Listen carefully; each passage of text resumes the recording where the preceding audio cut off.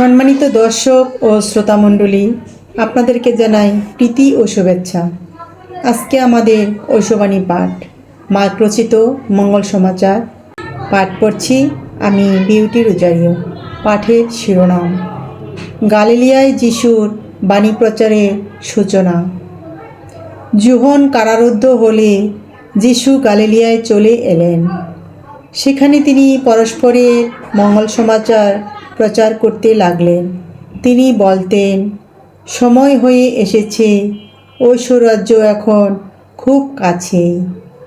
তোমরা মন ফেরাও, তোমরা মঙ্গল সমাচারে বিশ্বাস করো। একদিন তিনি গালিলিয়া সাগরের ধার দিয়ে হেঁটে যাচ্ছেন।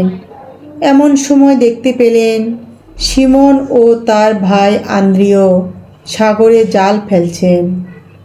পেশায় তারা ছিলেন জেলে।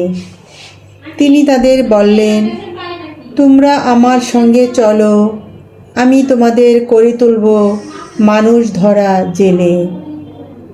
আর তারা তো তখনই তাদের জাল ফেলে রেখে যিশুর সঙ্গে চললেন। আরও কিছু দূর এগিয়ে গিয়ে তিনি জেবেদের ছেলে যাকব ও তার ভাই যোহনকে দেখতে পেলেন। তারাও নৌকায় ছিলেন, জাল সারাচ্ছিলেন। তখন তিনি তাদের ডাকলেন, আর তারাও পিতা জেবেদকে নৌকায় মজুরদের সঙ্গে ছেড়ে যিশুর সঙ্গে চললেন। খ্রিস্টর বাণী। খ্রিস্টপ্রভুর প্রশংসা হোক।